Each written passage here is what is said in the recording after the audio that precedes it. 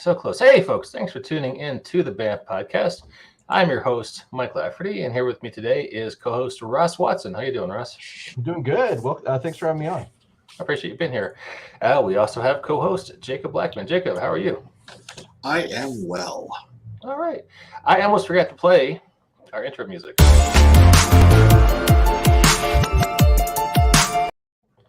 I keep meaning we're going to have a new theme song soon. I just haven't put it onto a graphic. So today we are talking about Renegades, Transformers tabletop role-playing game. I don't know if you guys are aware, there's this whole genre of home entertainment called tabletop role-playing games where people actually roll polyhedral dice to randomize outcomes and pretend they're characters in a fantasy world. It's interesting stuff. I think it might catch on. Like that satanic D&D game? Exactly like the satanic D&D game. Hey, Joshua Limish says hello. Good to see you, Joshua. So it turns out there's a Transformers tabletop RPG, and Jacob was a pre-order customer, and he has a PDF he can show us. Huzzah! Hey, Sean, very good to see you in the comments, sir. So I am sharing Jacob's screen, and here we go. Look at that. That is the cover image on the PDF. It is gorgeous. Yeah, the majority of the art in this PDF is original. There's a couple of pieces that I believe have been taken out from the IDW comics, but the majority of the art, from what I can tell, is all original art.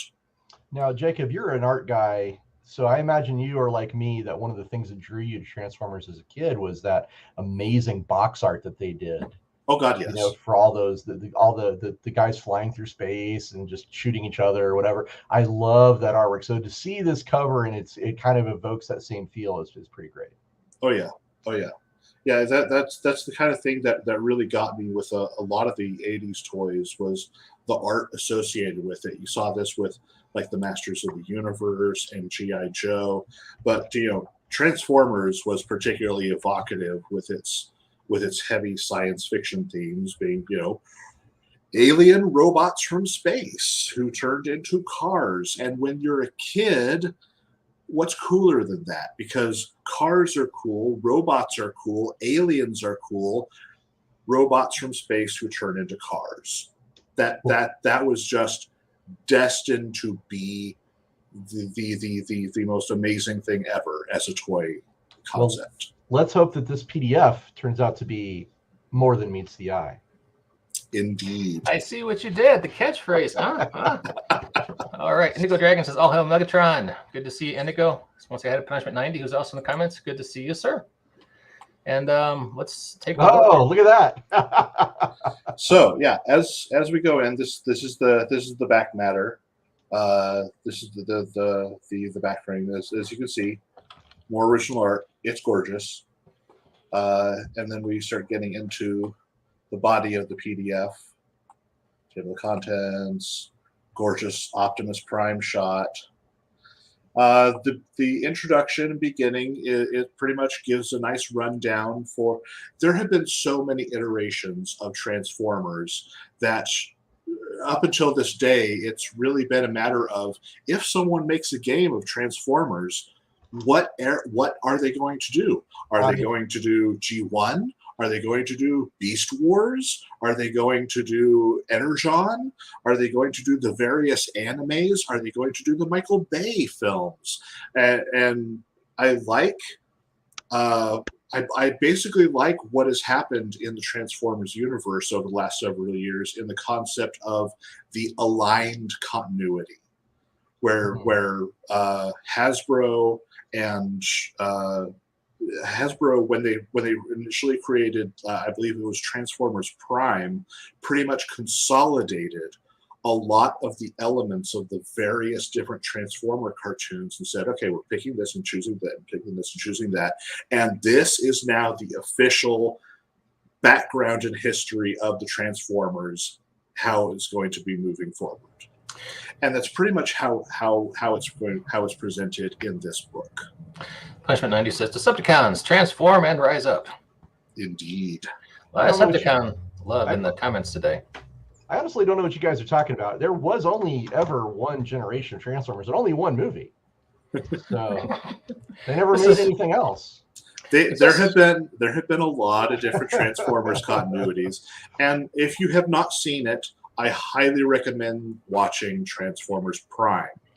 There were 4 seasons. Oh wait, there were 3 seasons and a movie that wrapped up everything. And in my opinion, after the G1 stuff, it was very much had that G1 feel, even though it was a modern series. Well, I'll wait until Prime Day and then I'll watch it on Amazon Prime. All right. You know, Jacob, this process you describe of Hasbro deciding which parts of the various stories are official and which are not canon reminds me of the Roman Catholic Church deciding which. Let's not go down that rabbit hole. It is their property. They get to choose what's canon and what's not. Sean Avera says, "What movie with kick-ass hair metal song?" And That's he is right. correct. You're goddamn right. And not just one kick-ass hair metal song. That the Transformers 86 movie had by far one of the best soundtracks ever. I can think of one other movie that has a soundtrack that might be considered equal to, if not superior, than Transformers the movie. You're speaking of Titanic? No, I'm speaking of Footloose. The Lost Boys. Oh, not Footloose? What about Top Gun? Come on. Footloose had some of the crappiest music of a song of a movie about music that I have ever seen. Tim Burton's Batman? Tim Burton's Batman was decent. Look, I'm just messing with you, Jake. We can go back talking about the game. We're here about Transformers. Sorry. No, let's change the Punishment 90 subject. says, a good friend of mine explained to me in detail all the lore and how the different continuity had been kind of fixed. Yep, they've kind of put it all into one big acceptable canon. Anyway, Jacob, tell us about this game. Did you like it? Let's flip through the PDF and hear your thoughts on it. I have not given it a thorough read through. I've read the first couple of chapters, and I skimmed the rules section because I've done most of the rules reading on the G.I. Joe game that they released previously, and for the most part they are the same. There's little bits here, you're playing a transforming robot from space instead of a military trained human, that sort of thing.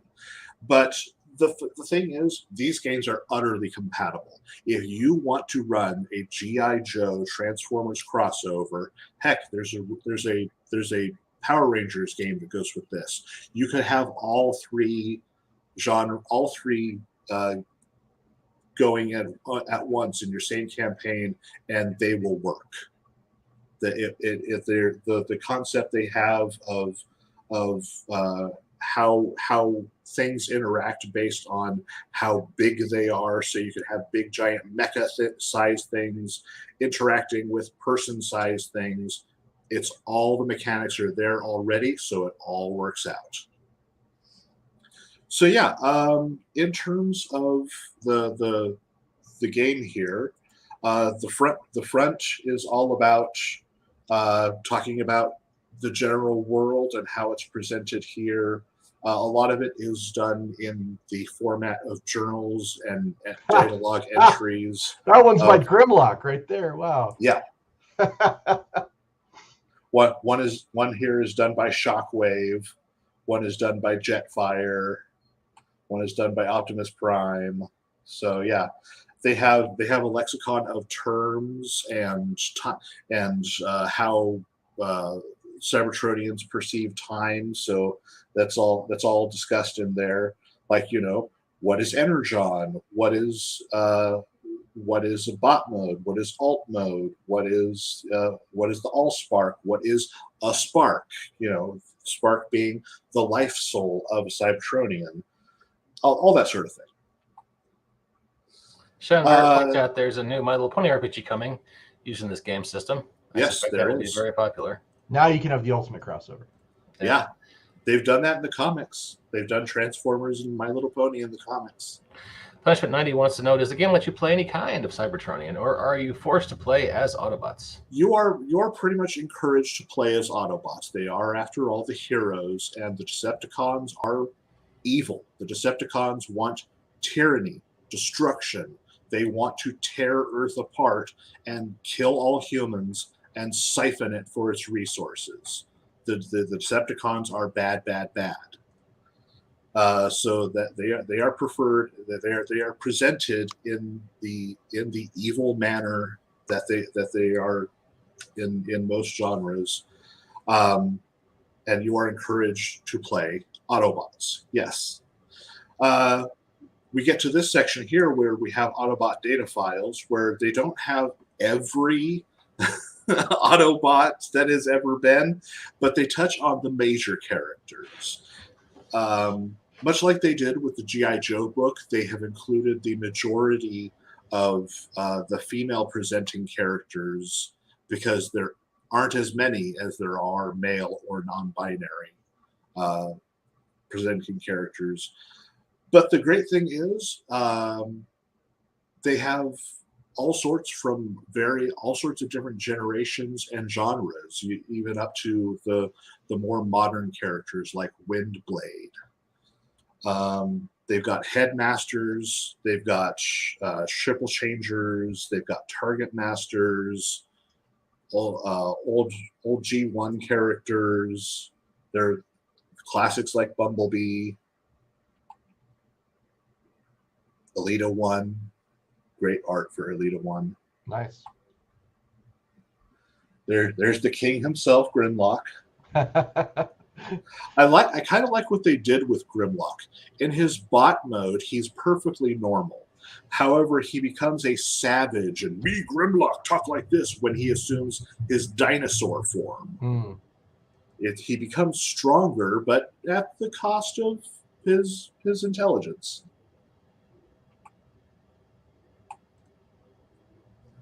Of course, the man himself, Optimus. I think that's Convoy. Let's all remember on Prime Day what he really stood for and why we celebrate that. Make sure you leave out a plate of glowing cubes for Optimus Prime on Prime Day. That's right. Prime died for your sins in the year 2005, and then he was resurrected in 2007. Let's not forget the chronology. Died in 86. No. In the cartoon, the year was 2005. Oh, was it? Oh, okay. Interesting. I'd forgotten about that. I will tell you all about my timeline someday, and it is fascinating. There's Windblade, of course.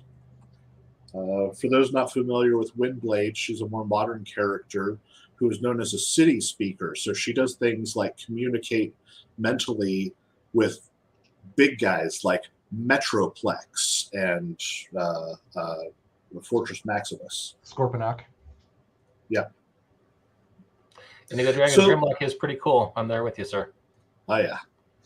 So then we start getting into the game character creation. One of the things they encourage you to do at the beginning of character creation is having a character concept and what is your Autobot like? What is their alt mode like? You want to have all these things in mind before you start the character creation. That way, it goes a little simpler. You know where your personality traits are like. You know your what kind of size you want to be in relationship to everything. And they have that all pretty laid out well here. Because those kind of decisions will let you know where you want to put your scores when you get to the time that you get to that area. So yeah, they have influences, origins, roles. They're starting from a base point of your character. The Autobots crash landed, back in the 80s. But they crash landed millions of years ago and started reviving during the 80s and have been around all that time. But Optimus has been very wary about intermixing with the human population because they're so small and fragile and finite compared to giant robots from space who are practically immortal. So he's been raising the Autobots from stasis sleep very slowly. And that's the idea of your characters are on the arc. They've been in stasis sleep, and now they're just being revived. whether or not they were from Cybertron, or they were manufactured on the Ark, or maybe they're even newly manufactured here on Earth. Those are the kind of things you need to think about during your character creation. You know, Jacob, I saw you post that there's a character creation contest on the Yes. Discord, and you've entered it with a guy called Road Trip, which looks really cool. Thank By you. the way, great art for Road Trip.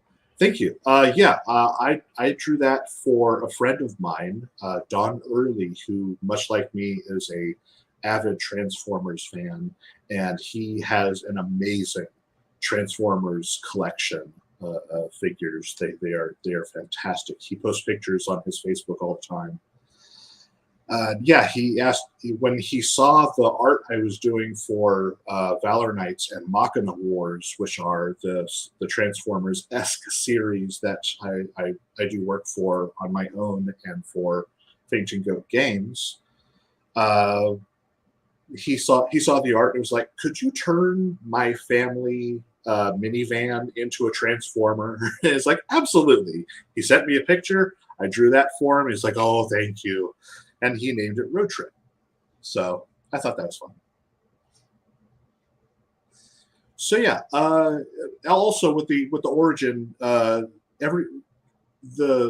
Essence 20 is like a level D20 system, levels 1 through 20, and your characters are supposed to start at level 1 as like usual, with the fiat of, even if you're from Cybertron and you may be millions of years old, the stasis sleep you've been in has and the damage that was sustained when the Ark crashed has kind of reset you.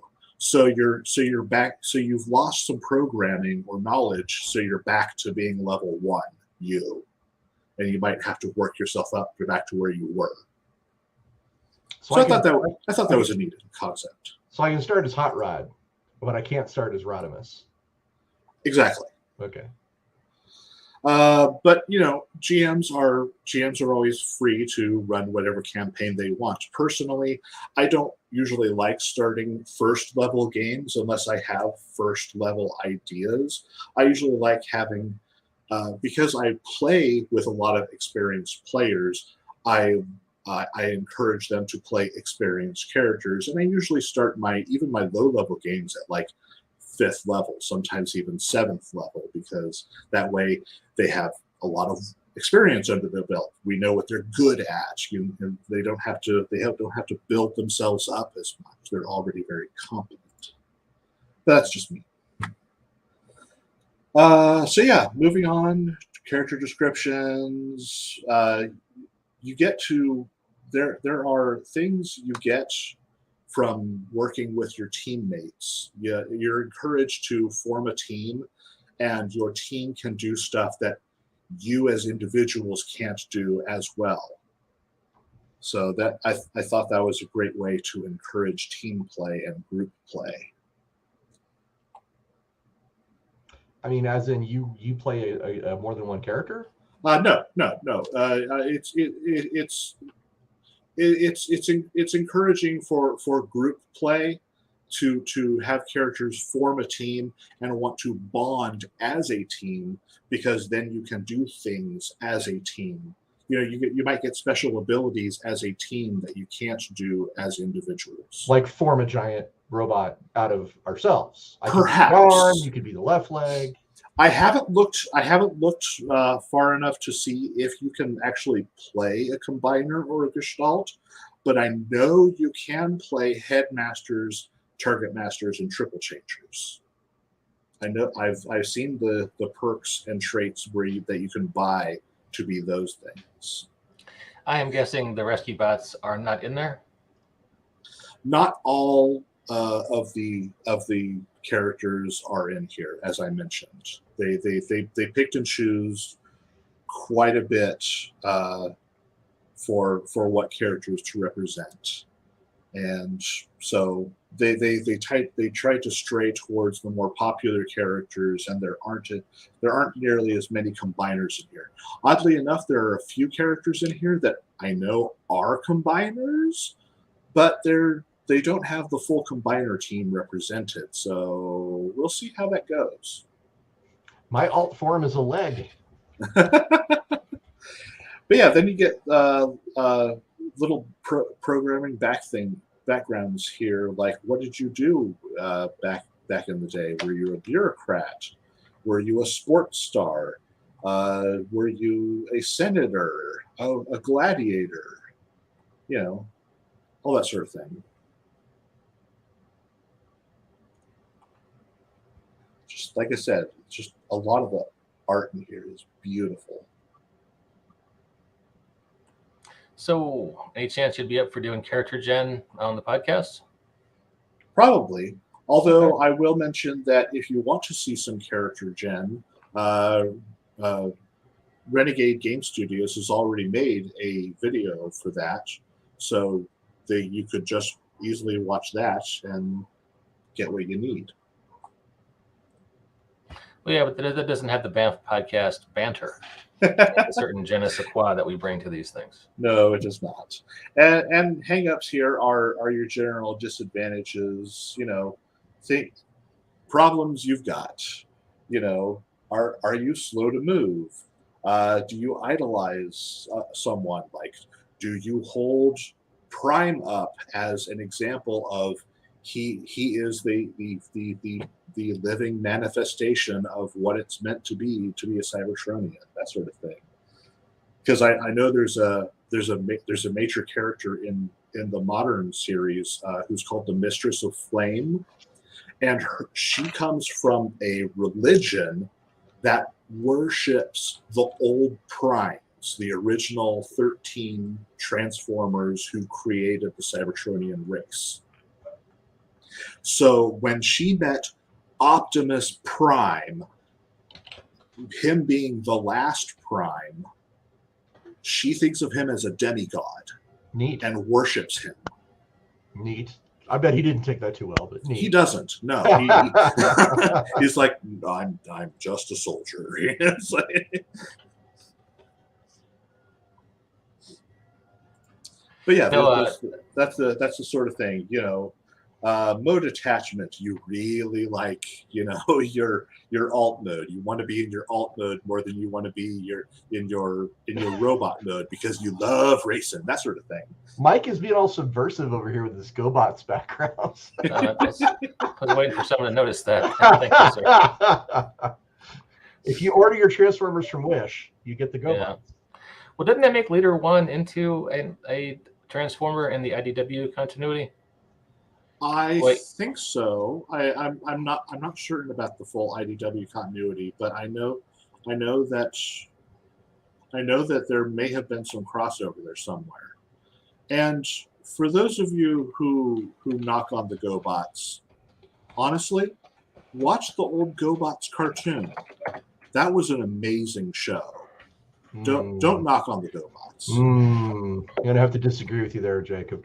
I could never see Scooter again and be okay with that. Okay, Scooter was an annoying little crap in the same way that Wheelie was an annoying little kid character.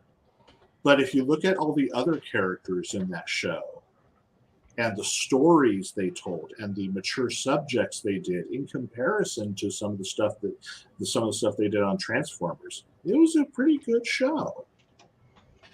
Plus, GoBots came out first. So yeah, then we get into things like your chassis, your alt mode, and your alt mode has some bearing on what your robot mode will be. Because if you choose a big alt mode, like a big giant semi truck, then you're going to have a big giant robot form. You know, you can't be a space shuttle unless you're going to be space shuttle sized when you turn into a robot. Yeah, but what about guys like Blaster or Megatron who literally are huge and then turn into tiny things? Megatron in this does not turn into a gun. He turns into a tank. Okay, that's totally different. Yeah, they have chosen the more recent iterations of said characters, where there is less of that mass shifting. The robot forms are more more typical to their alt modes. So Even Perceptor, now he's a giant microscope. yeah, I believe so. Okay. Why not? But yeah, like the monolith here, the monolith represents the biggest Transformers size you can be. And that's like Optimus Prime and Ultra Magnus and that giant size.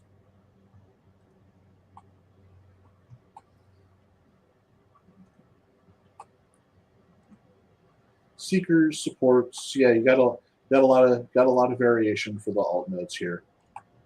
And the roles are pretty much the classes.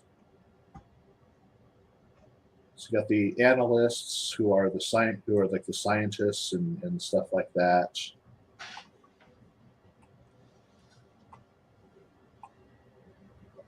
Field commanders, pretty self-explanatory, leaders and all that sort of thing. Gunners, again, very, very explanatory. Mode masters here are where you get the guys like the triple changers. They're all about subterfuge, and you never know what we're going to do next, because we could be here, we could be there, we're suddenly this, we're suddenly that. What's going to go? What are we going to do next?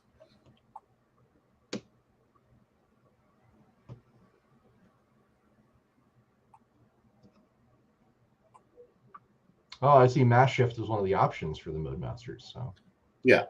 Cool.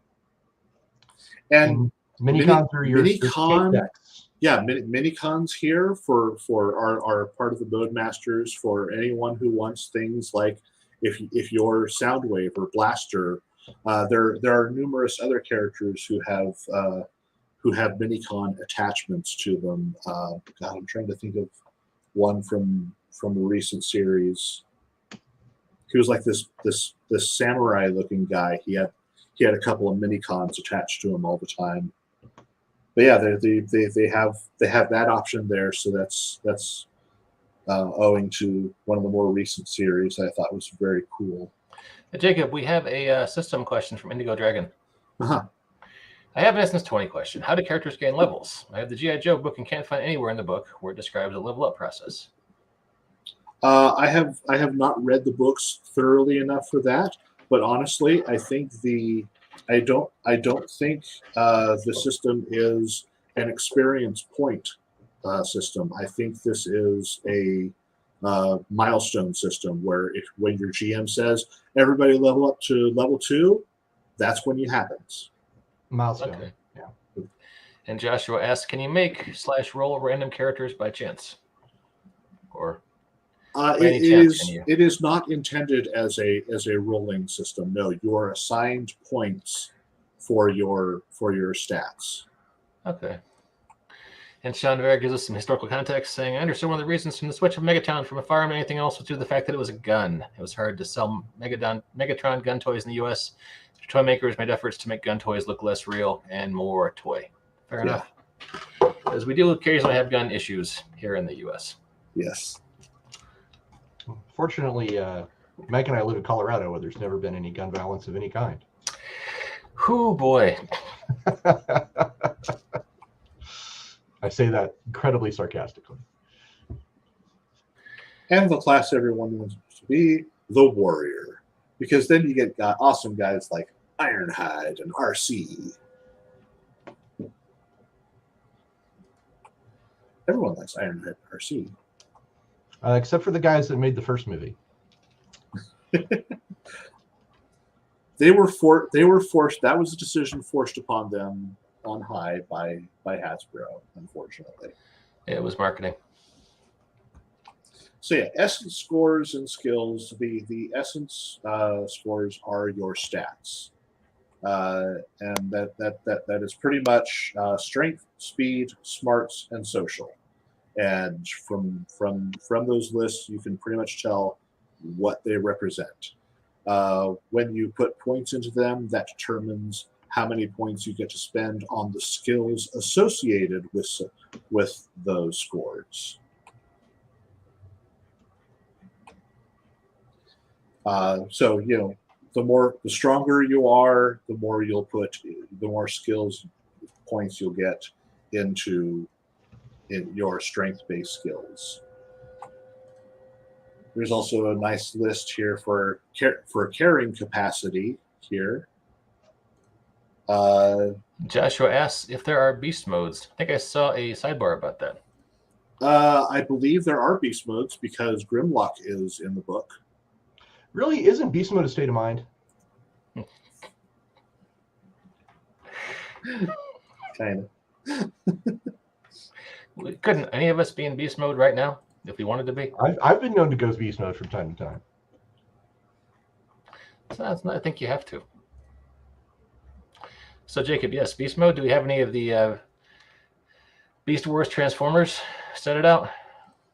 I have not seen Beast Wars Transformers in this book, no. Okay. Everyone in this book is a little more representative of how they looked in the G1 series. When we get to that section, you'll see what I mean. But as you've seen from the art, these characters are very much G1 representative. Like, I believe this is Sideswipe. Yeah, I've seen a lot of G1N, GT stuff as well in the artwork, which is great. Yeah. And the artwork is See like here, I say, this very good overall. is I think the first piece that I've seen. This is from IDW. All the rest we've seen so far has been original art.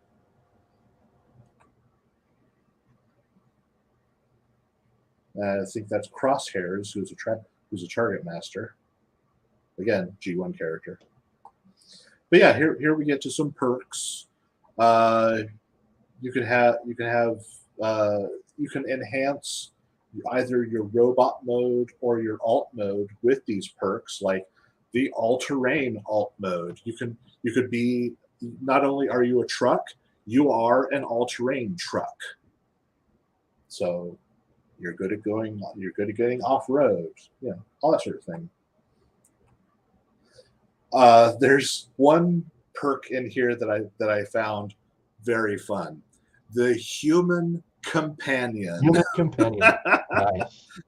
Yeah, that looks awesome. So if Walt wanted to create a flyer and have that guy who he captured in that one adventure, he could write him up as a human companion.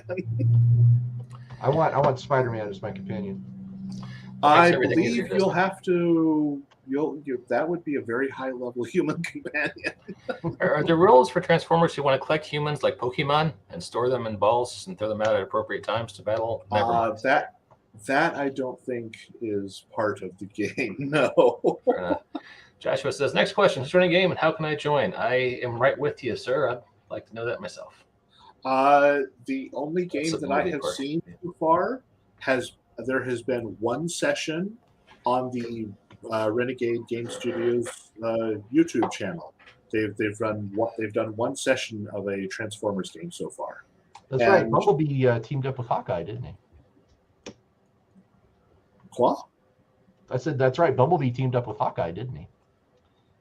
I don't know. This is not a comic I've read. Oh no, it was a movie, the Bumblebee movie. Oh yes, the Bumblebee movie. The actress went on to be Hawkeye in the Disney Plus series. Oh, right. Okay. In that context, yes. I think the question everyone is dancing around is, you remember the changeables from Happy Meal toys about 15, 20 years ago? I see those on your background picture. You're just bringing up all the nostalgia. Have you brought up the Nokia watch yet?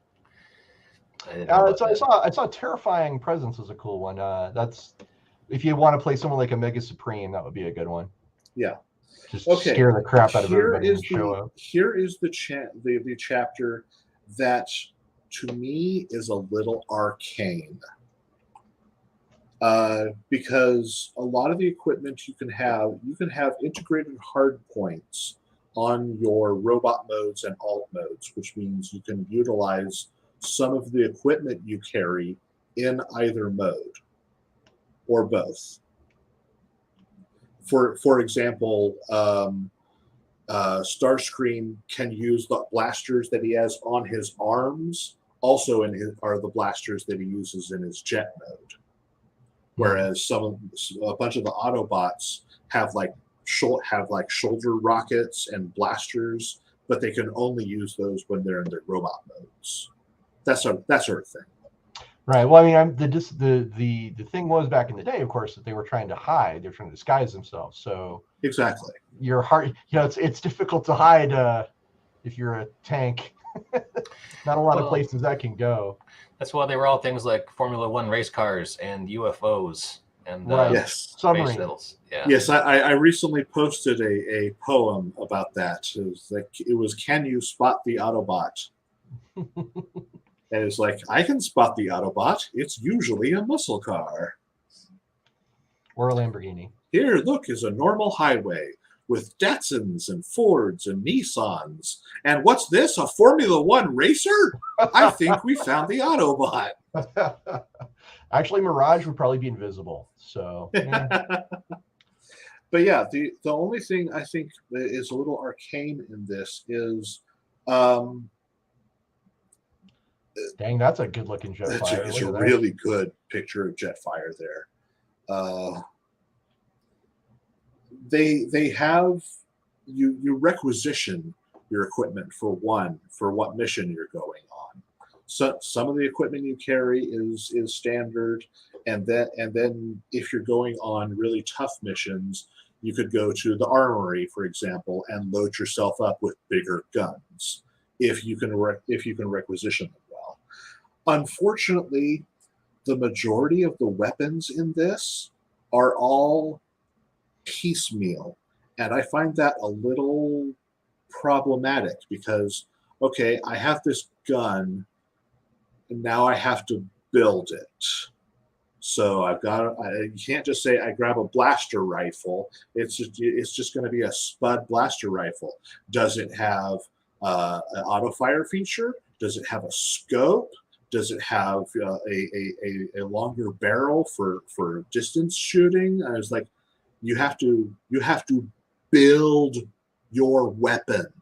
And that's not even the weapon you normally carry. That's just the one you pick up when you want a weapon. Right. Okay.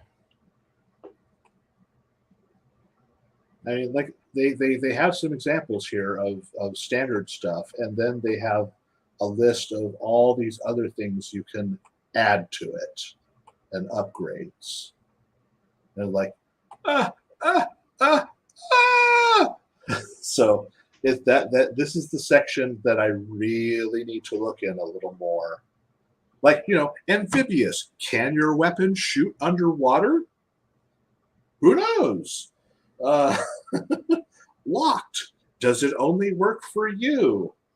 Galvanized. Does it shoot, energy that hits you like an electromagnetic weapon?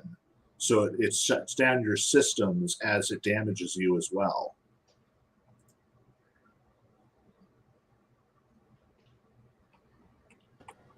So yeah, you have to build your weapons, and I haven't seen that done in either of the character creation or the role playing session that they've done. So far, they've just done their regular characters. I haven't seen any of them mess with equipment yet, and that's a little. Well, let me ask you. That's a little telling. Let me ask you this question, Jacob. It sounds like you're saying that it's actually part of character creation to build your own character's gun. It may very well be, yes. Okay.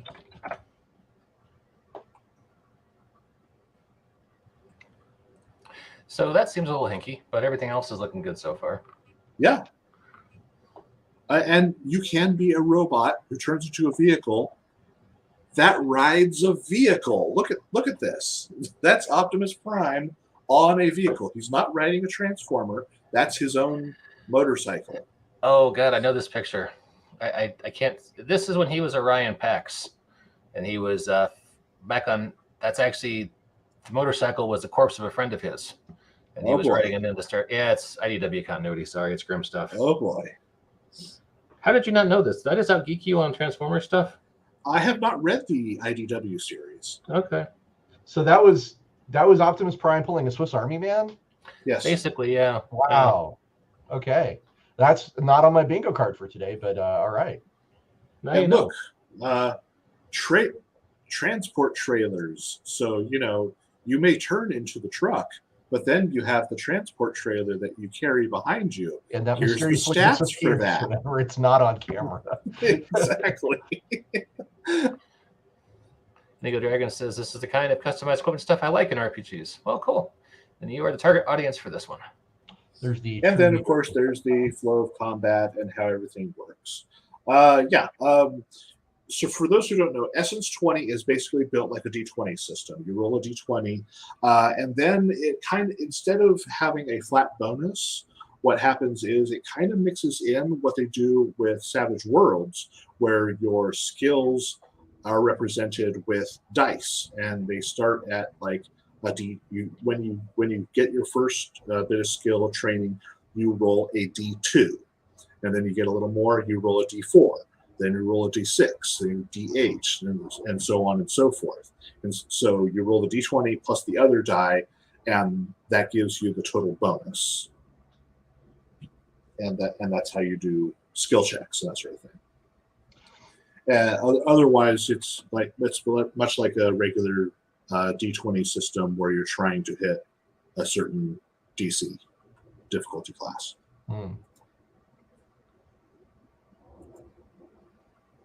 And there's all the usual stuff: movement, grappling, combat actions, what counts as an action, what counts as a move action, what counts as a free action, all that sort of thing. Punishment 90 has clearly never seen Swiss Army Man. Apparently, there is a bit of that in there. And Joshua asked, we turn in a Coke dispenser from the first Bay movie. That's a fair question. I presume he means the soft drink. I hadn't considered there was an option there, but yes. Have you seen that first movie? I mean, I slept through it, sir. I tried. I made the old college attempt. And there's the annoying one himself, Wheelie. Hey, Wheelie. And yes, your characters can be as small as human-sized, if you want. But that's the smallest? I believe, actually, I think you can have a character that is as small as 4 feet, and that's probably the smallest. Okay. But then they got, the size classes here.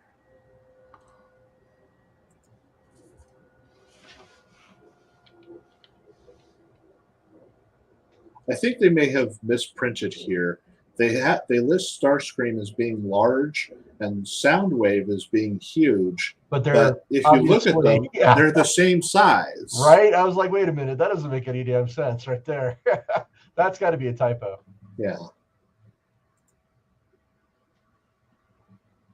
Here's another picture from the IDW. I believe these were G.I. Joe agents taking out Jazz and Wheeljack. Poor Jazz.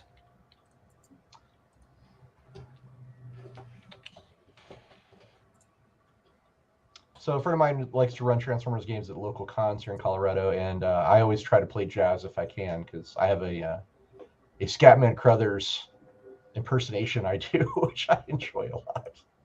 All right.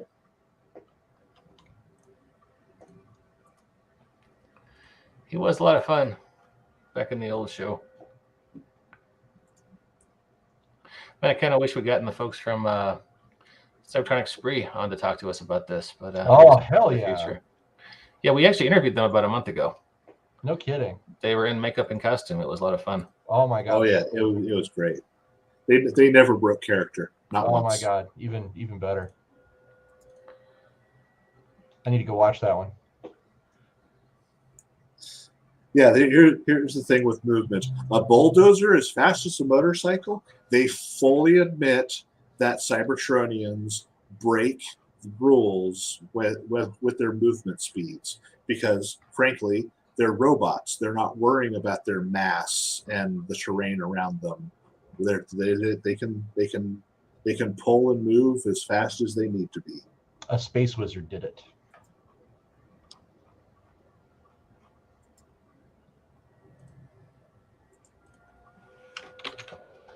So, So, yeah, there, once are you there get any past, adventures in the back?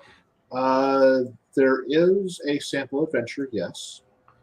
There is a little bit about a little more they have here about the Autobots and Decepticon bases and headquarters and interesting places. The campaign is set around Portland, Oregon, and Mount Hillary, which is the stand-in for Mount St. Helens.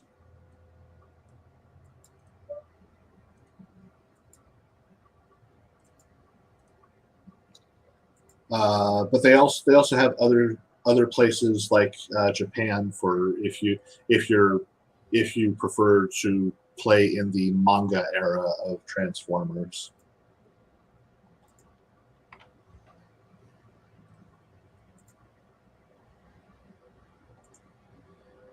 And then we get to the threat section, where they talk about how dangerous certain characters are and give you specific Decepticon builds, like Acid Storm. Remember Acid Storm from G1? He was in like not. 2 episodes when they went to Cybertron. No, I never. I do not remember that guy, and He was the Green Seeker who really. Huh. Yeah, he had the special ability to create acid storms, acid rain. Huh. They've written that character up. That's interesting. I didn't even know that was a thing. So cool. Arachnid, who was a major character in Transformers Prime.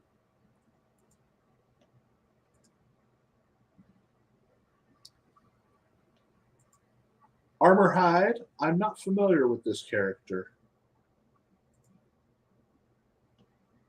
Astrotrain, I am very familiar with. Yeah, that was always a weird, like, why a train and a space shuttle? Like, that's like the two. I never understood those two ideas. Yeah, It was supposed to be a monorail space shuttle originally. They were going to call it Astroglide, but they found out that was a bad idea in the American market, so they changed it. Yeah. Okay. True story I just made up. Nice. Then Barricade, who was popularized by the Michael Bay film. Oh, wait, he was. Yeah, okay. I don't remember him before the Michael Bay film. I believe he was a character before then, if I remember correctly. I don't remember what series he was created from. He wasn't original G1 character though. This guy always made sense to me. Blitzwing, like, wait, if you want to be a triple changer, tank and jet, that's a great combo. That's a solid combo. It was like Astrotrain looks like a punk in comparison. Yeah. Here's the thing. Little known Transformers lore from the most recent movie, the Bumblebee movie. The Decepticon that ambushes Bumblebee when he first arrives to Earth is not Starscream, despite the fact that he has Starscream's colors. Right, it's Blitzwing. Yeah. It's Blitzwing. In my personal continuity, I have that attack happen where Blitzwing ambushes Bumblebee when he arrives on Earth and messes him all up, but Bumblebee still defeats Blitzwing with that whole missile trick. And Blitzwing is so damaged, and he was just a regular Seeker before then, but he's so damaged, he's eventually found by his Decepticon partners, taken back, and his damaged form is taken to Shockwave, and he is the prototype for the triple changers. I like they figured, he's going to die anyway, I'll just play with him a bit. No, I like that headcanon a lot. That's cool. Yeah, so yeah, that's my bit of headcanon there that I thought would be fun with Blitzwing.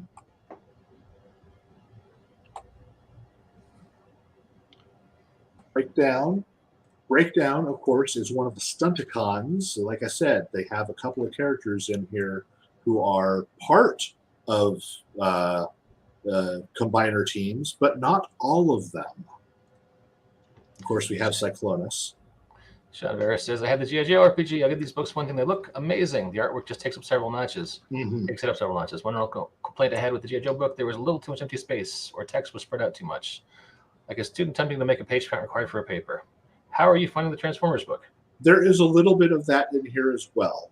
There's a cut, like you can see here, there's like this entire section up in the corner here where they could have had additional text about Cyclonus. But they don't. Another question from Punishment 90. So with Renegade RPG lines, can we cross over with Power Rangers and G.I. Joe? This is just me playing with my toys as a kid on the tabletop with other adults. The rules are entirely compatible with each other. You can have the Power Rangers on the same table as G.I. Joe, on the same table as Transformers. Yes.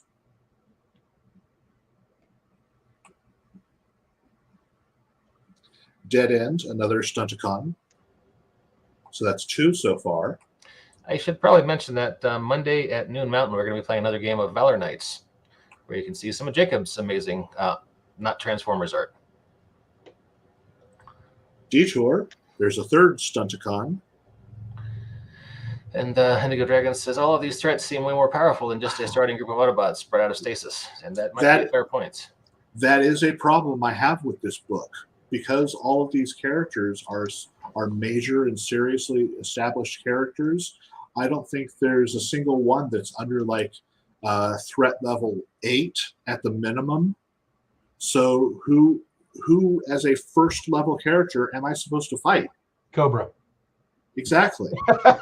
You bring out some Cobra troopers until they're ready to take on Transformers.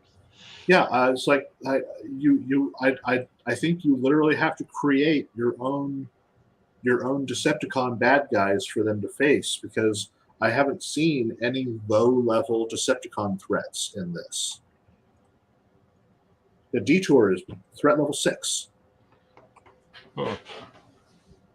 Kickback in Decepticon.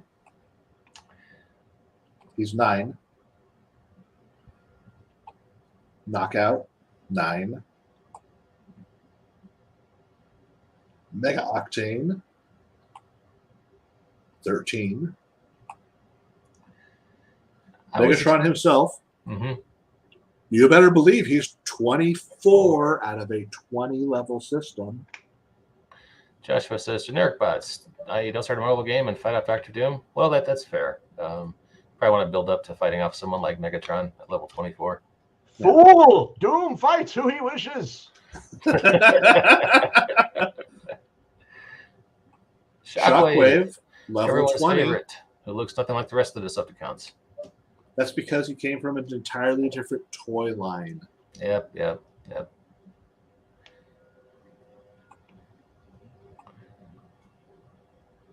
Oh, Skywarp. This was my favorite Seeker. Same. I love Skywarp. He was the coolest. Because he could teleport. That's right. He had the cool power.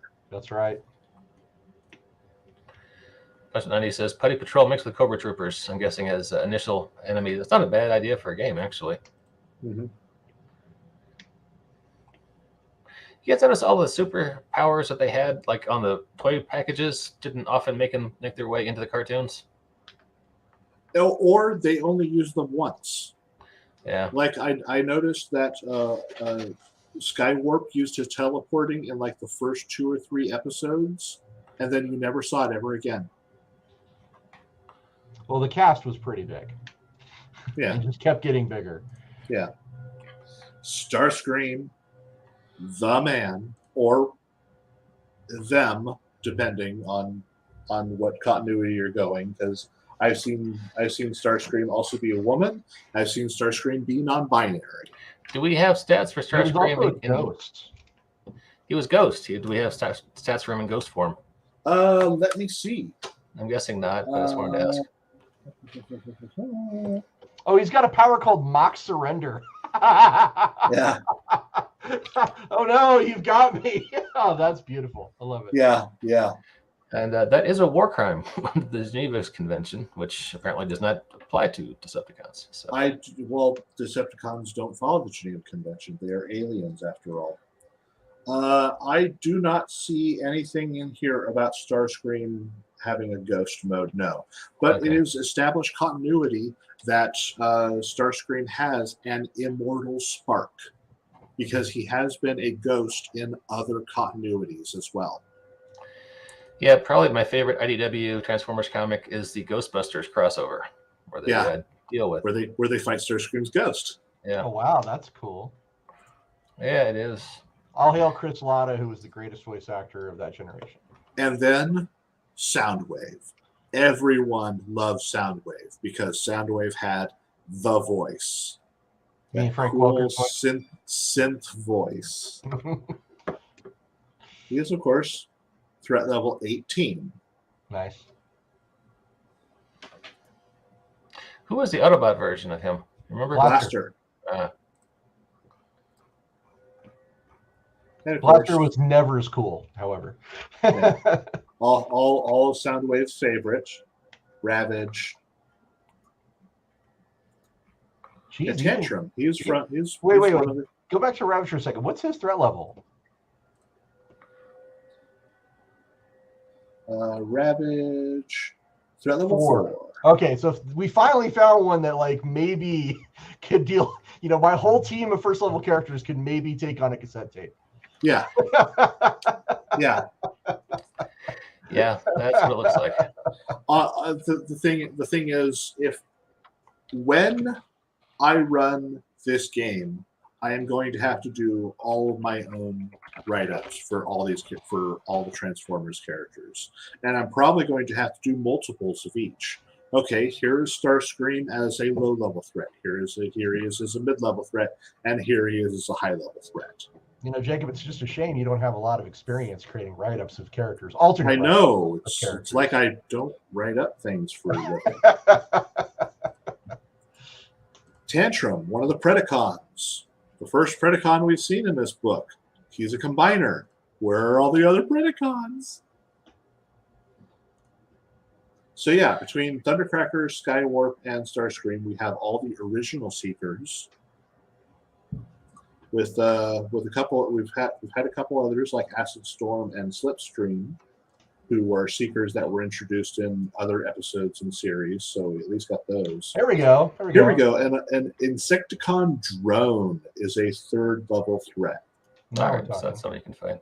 190 says that I know that Renegade's making the Adventures in Angel Grove book for Power Rangers, so I'm sure we'll get more books with Transformers. Maybe they'll give us an adventure book with generic enemies. We can hope.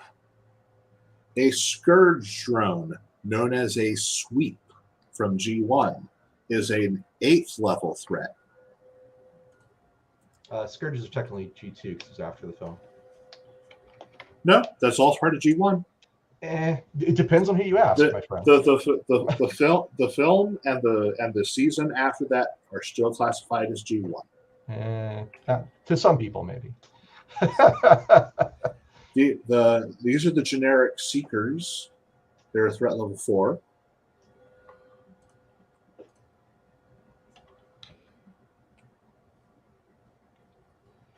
And these are some generic Decepticon builds.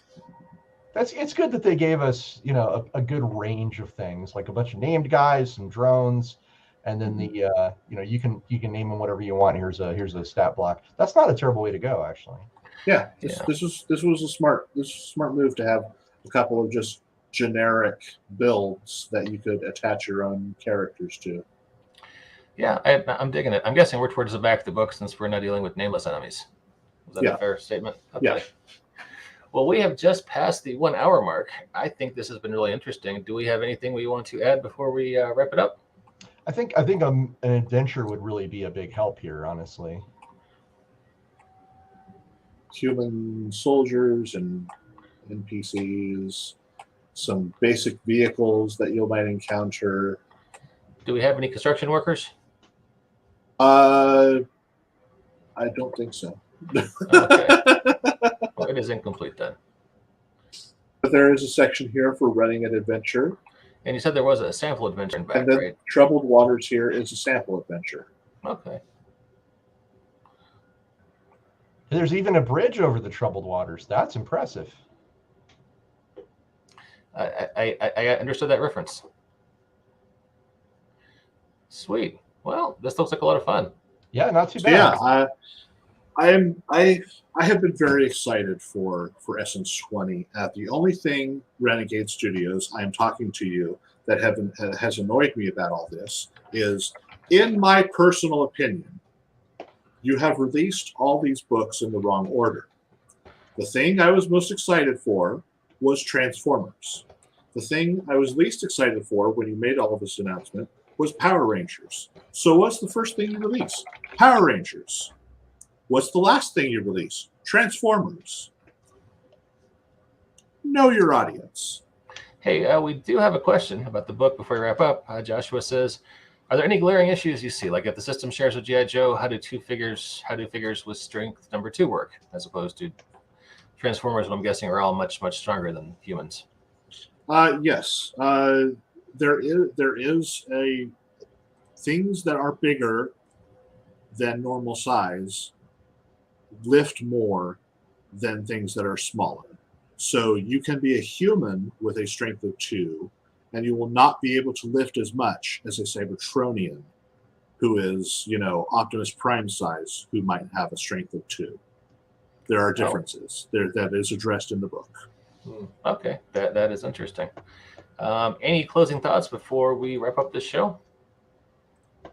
I am looking forward to playing this game as soon as I figure out its arcane equipment rules. And I love that, Mike. That is magnificent. Wow, that's cool. Yeah, Mike did that. Yeah, it's I just animated the cover. The artwork is by I can't read his name, but IDW issue 5 of the Ghost of Cybertron. So it was cool. They actually had Ecto 1 as a transformer for that. And Sean Vera says, "Don't you dare blaspheme against the Super Senpai audience, Jacob. We have martial arts and have big robots." I was just talking about my own personal opinion. I will say my closing thought is this: to stand divided, we will surely fall until our darkest hour, when the light will save us all. Deep thoughts. Still with all Ross are Watson. one. All right, folks. Thanks for checking out the Vamp podcast. Ross, good to see you again, sir. It's been a couple hours since I mentioned the dog park. Jacob, thank you so much for coming on and giving us a virtual unboxing of the Transformers RPG. And I'm going to badger you probably once a week for the next month or 2 until I can get you to do some some character gen or maybe even a short combat session or whatever I can talk you into doing on the podcast. Well, it'll be easier for me to assimilate all of this when I have a physical book. I know a lot of people are able to glean more from electronic books and PDFs. Mm-hmm. I learn best from book reading. I am a grognard in that regard. I prefer physical copies of my RPGs. I understand, sir. All right. Wait, I got to get back to my day job, fellas. Thanks, everybody, for checking us out. Jacob and Ross, thanks again for co-hosting, and we will catch everyone later on the BAMF podcast.